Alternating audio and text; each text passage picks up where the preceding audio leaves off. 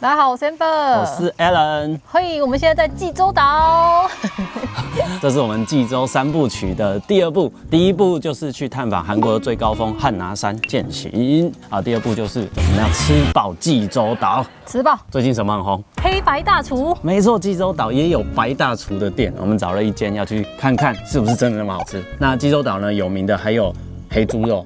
真的很有名，然后橘子也是这里有名的东西。另外，济州岛是海岛，海鲜，所以呢，我出门之前就找了很多网红店啊，然后也用心找了一些在地人才知道的店，就是网络上查不太到的。好，我们就要用4天的时间环济州岛一圈，把我们查到的资料全部端给你们。没错。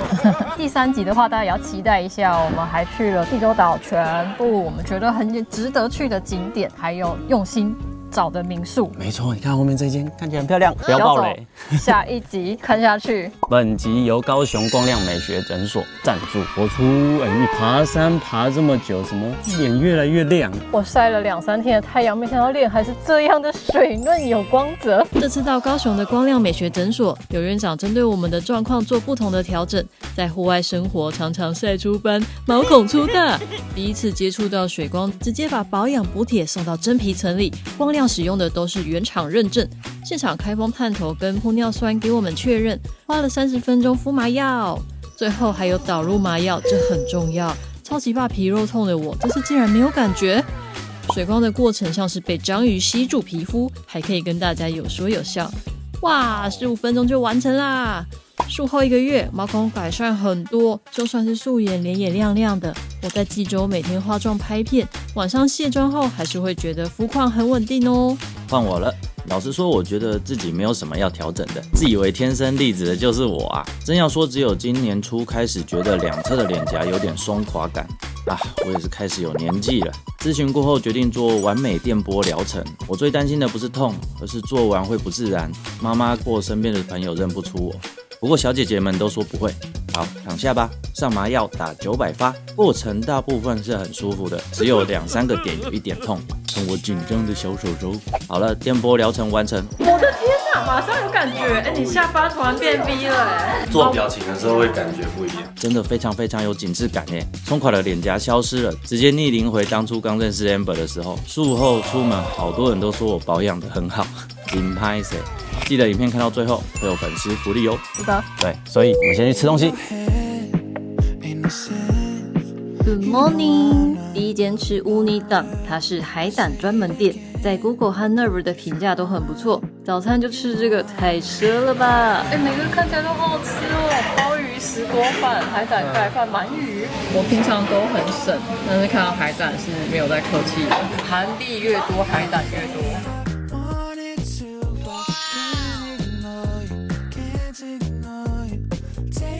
好的，我们已经吃完了乌尼档的海胆盖饭。我刚刚问了我们在地的济州朋友，他说：“哦，这里的海胆就是从济州的海里面来的，吃得很开心。”然后我觉得他们的海胆好像跟北海道比之下，好像再更有肉一点。甜味的话，我觉得毕竟北海道还是比较北味嘛，感觉吃起来还是比较甘甜细腻一点。但是这里的海可以吃到那种韩国大妈她在洗海胆的那感觉。对，台湾吃不到，我就觉得特别就是棒。34000的海币吃到的是80克的海胆，这样合台币是多少啊？800块。你的今天早餐800块。哦，海胆呢？我那个海胆海带汤配鲍鱼炊饭600块，所以我们2个好像吃了1400。不便宜。好，那接下来去第2间，第2间是 Noraba 超红的餐厅，大家都是坐计程车一直来哦。对外国人蛮友善 ，QR code 扫一下就可以直接后位了。卖的是章鱼拉面，然后也有海鲜拉面。章鱼拉面1碗15900韩元，看到鲍鱼还在动，吓了一大跳，看来很新鲜哎。还有螃蟹、大章鱼脚、蛋菜满满一锅，开吃。很鲜哎。还好这间店是那个台式筷子。你不会拿扁筷？本身已经不会拿筷子了，还给我扁筷。不错。其实我觉得原味就很好吃。感觉呢，就是它的拉面不是什么真的很厉害的拉面，就是韩国那个辛拉面的那个泡面，只是它就是很耐煮。它只有3种辣度，一个是很辣、辣不辣，我们点中间这个辣就已经很辣了，就是辛拉面整包加完大概就是那个辣度。海鲜是很新鲜，一碗要合台币370，就是海鲜控的话可以来吃。对啊，就体验一下当地的特色。但是如果再来第二次济州，可能就不会去喽。那就 go go。好，这次最期待的餐厅之一，我找的黑猪肉店。第3间店都该比黑猪肉烧烤餐厅是本次最期待的一餐。这是我看济州岛当地的 YouTube 推荐的，在地人都说赞，平常要找还不好找哦。上一集爬山认识的喜天欧巴也很常吃哦。冷面的话，点了这个汤的冷面，他也蛮推荐炒饭的。很好吃，很香。好好吃哦，很厉害。济州岛第一次的黑猪肉体验超满意，五花肉油花鲜甜不腻，猪颈肉烤的焦脆，肉质软嫩，这间大推。他这个5点一定要马上过来，不然再晚吃饭时间的话，现在都要等1个小时以上。没错。然后它的座位数是不多的，出餐跟烤肉的速度很快，所以也不会吃太久。刚刚3个人吃是87000，一个人折台币大概700多块，很便宜耶。对，而且诚挚推荐不要去黑猪一条街，对，那边都是为了观光客开的。 No good。 제주로 놀러 오세요. 환영합니다. Come to 제주. 우린 바루다。我这几天学会最会的一句话，乌林巴鲁达。拜拜，拜拜拜，拜拜。明天见。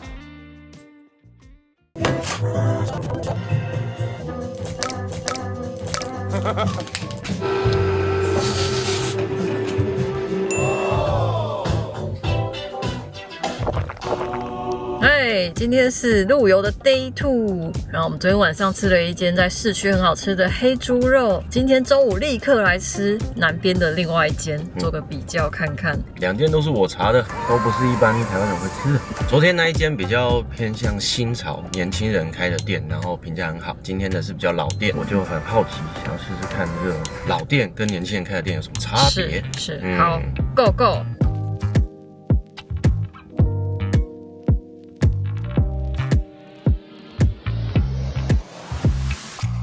可能都还没点餐就送这一堆吧。我们今天点一个五花肉，21日熟成的，然后再一个猪颈肉也是21日熟成的，再一个横膈膜蒜蓉饭。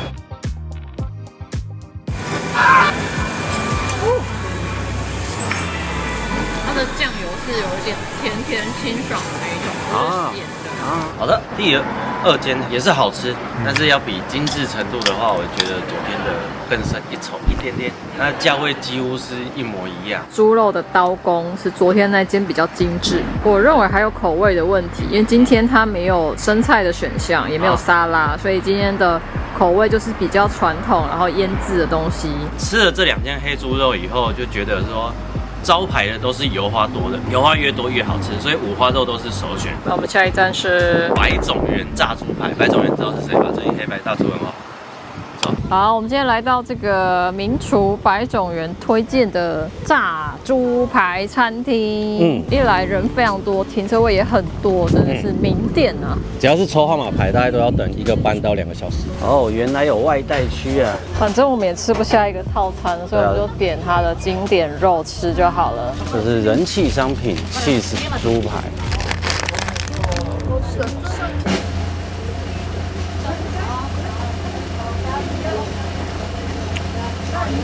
就好吃的肉饼，但是1块也合台币要70哎。这个起司的量比我想的还要少很多，其实好像只有1/3是起司。哦，有看戏了。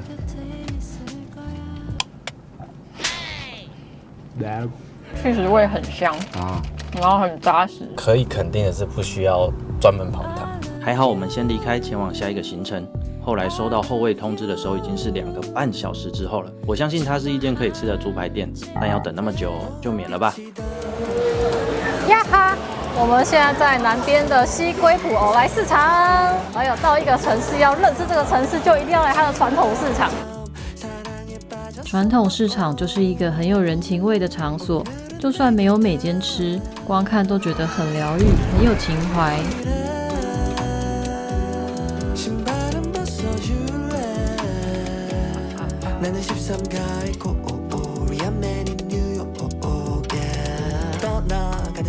刚刚排队买了烤包子，是这个市场的名气店。我看他们的人员就是在后面现包现烤，你赶快吃一个看看。它的面包其实是薄的，4000就大概90几块。这是一般在台湾亚洲人也吃得到的口味。它就是把皮用的很薄，其实它不像是面包，有点像是烤包子啊，皮是薄的。然后我觉得配酸辣酱是蛮怪的。直接吃就好了。鱼板。对，找到鱼板汤了，而且这间呢、完全没有英文，它就是真的道地市场那个美食。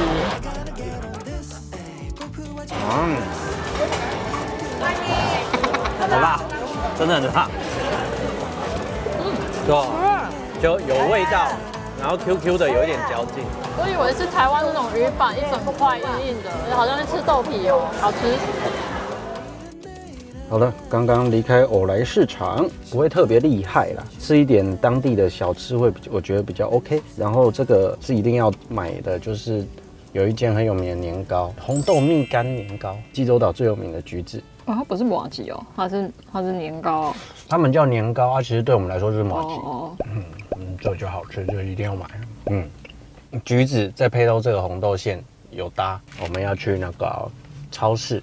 来当地自由行一定要来一下超市的。没错，在这边超市就是要解决等一下的晚餐，明天的早餐。超商大丰收，随便买现金都快花完了，这里都是那种几万块、几千块，花得很没有感觉。5万多块钱，好吧。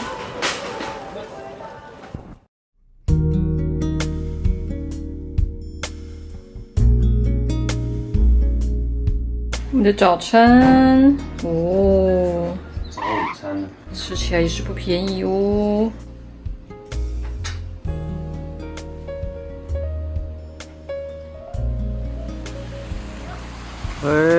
白大厨、白主厨吴世德的店。因为我只有看前2集，真的不知道他是谁。没关系。第6间店是最近火红的韩国料理实境秀《黑白大厨》中白汤匙大厨吴世德的店。这里最著名的菜单就是西班牙海鲜饭，米饭融合济州在地的食材，放在超大的平底锅上面炖煮，算是没吃过没看过的料理，很期待。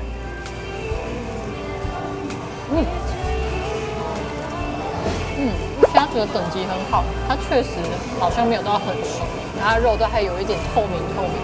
你现在要扣死？我是有看的前2、3集啊，然后他们要吃的时候都会有一种很严肃的气氛。你可以说一下你这个料理是想要呈现什么样的味道吗 ？OK， 那我现在要从这口开始吃吗？这口是你觉得最有自信的，那我要吃喽。好好吃哦！对，他的饭真的很好吃，好香哦！那饭真的好吃。这餐 OK 吗？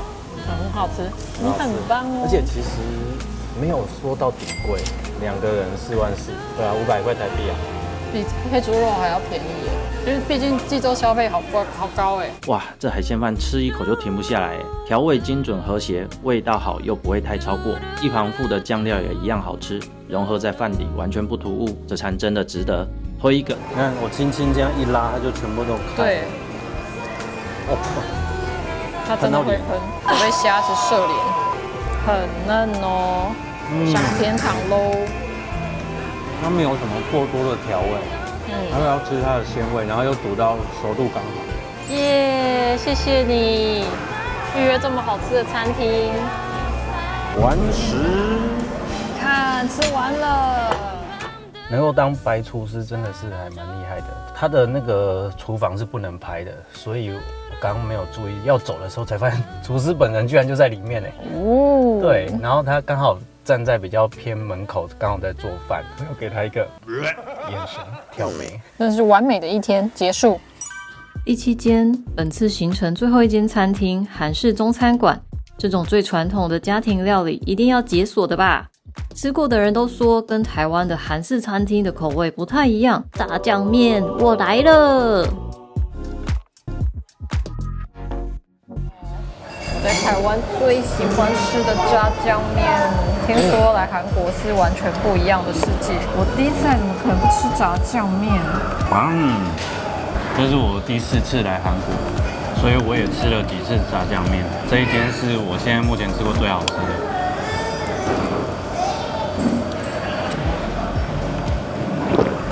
我觉得意外的比我在台湾吃到我觉得好吃的炸酱面还要清爽很多。它真的清爽，它的调味还不错。台湾是不是有种很咸很咸？台湾很重口味，就是吃完会想要喝水。它这个饺子面皮还不错，里面包了一点或是他们的蕨菜吧。对，然后里面有一点透明的，有点像面的感觉。很有趣的口味。其实它很清爽哎。对，这个是小份的糖醋肉，分量给蛮够的。这个也是比我在台湾吃的它的面衣炸的还要白。很好吃。肉很嫩，它肉有腌过，有调味。它并不是咬下去会那种哐哐的口感，它整个都是很顺的。重点是它的调味跟肉都很赞。这一餐好棒。但就是筷子很难用。它卖的不贵，其实中餐厅蛮便宜的，它好吃。这一餐我们吃多少钱啊？31000，大概720元，蛮便宜的，300多块钱。对，一个人300多。吃了3种料理，然后还有3、4个小菜。而且它离成山日出峰很近，就是那个世界遗产很近。那其实它还有另外很有名的是炒马面，但是我们2个人吃不完，所以就没点了。下次喽。这是我们今天的晚餐的济州最后一碗，辛拉面为主，鹅啊很新鲜又大颗，然后黑猪肉哦，而且我跟大家说这个部位超好吃。我们看起来回春不少耶！看到这里的野孩，赶快截图记下来。我们的粉丝福利，今天开始到2月28到光亮美学诊所报烙野孩，就会有小惊喜。高雄、桃园、台南店都可以使用哦。各位观众，我们已经吃喝吃完了，准备回台湾了。那这一集呢，是说有关于吃跟我们自己煮的一个主题。重要一定要吃的3个东西就是黑猪肉、橘子，还有这里的海产。黑猪肉一定要来吃。没错，这个黑猪肉在餐厅里面都有有经过熟成。所以它原本就是一个很好的肉质，再加上熟成，再加上刀工，再加上一些配菜跟烤工，一气呵成，黑猪肉好吃，橘子也很棒。而且你有没有发现一件事情？你好像都吃得太开心，没发现？橘子都没有籽。对啊，我有发现啊。可是你都没嚼。我想说 ，OK， 一个受欢迎的橘子不应该有籽。最不推荐的就是海鲜。然后身为海港人，我觉得海鲜就这样，就是新鲜就是一切，所以没有一定要到这里，没有一定。OK， 好，那我心中第1名的店，喜田欧巴带我们去吃的，跟我一样，一气呵成黑猪肉。最不需要去的地方，其实没有都可以体验看看。OK， 西归埔偶来市场的排队店可以不用排。我对市场里面的东西都觉得还好，除了那个年糕，年糕真的好吃。OK， 就这样啦。好，拜拜。喜欢的话记得按赞、订阅、分享、开小铃铛、IG 搜寻到也还有我们有会员频道，交会我们也有聊天室这样。黑猪肉一气呵成。我看你要变猪了。